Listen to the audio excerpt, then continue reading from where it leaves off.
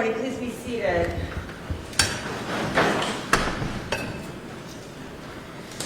Ladies and gentlemen of the jury, the court has been advised that you have indicated some difficulty in reaching a verdict on some counts of the indictment.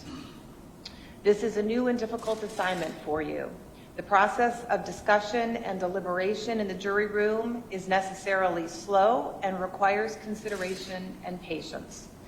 This surrounds your efforts, prevents others, including the court, from knowing when your efforts will result in a verdict. In a large proportion of cases, absolute certainty cannot be attained or expected. Although the verdict must reflect the verdict of each individual juror and not mere acquiescence in the conclusion of other jurors, each question submitted to you should be examined with proper regard and deference to the opinions of others. It is desirable that this case be decided. You are selected in the same manner and from the same source as any future jury would be.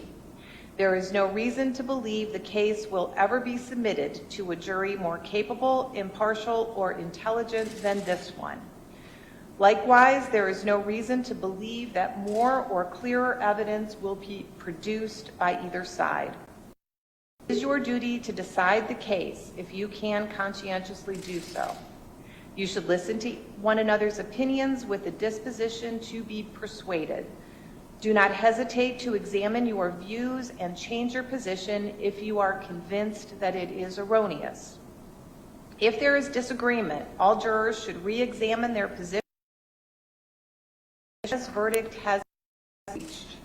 Jurors should consider whether their doubt is reasonable, considering that it is not shared by other equally honest who have heard the same evidence with the same desire to arrive at the truth and under the same oath.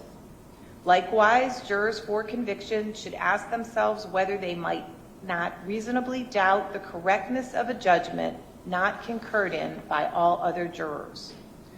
The court instructs you to return to the jury room and continue your deliberations. Consult with one another, consider each other's views, and deliberate of reaching an agreement if you can do so without disturbing your individual judgment. Each of you must decide the case for yourself, but you should do so only after a discussion and consideration of the case with your fellow jurors. Do not hesitate to change your opinion if you are convinced that it is wrong. However, you should not surrender honest conviction in order to be congenial or to reach a verdict solely because of the opinion of the other jurors. Thank you.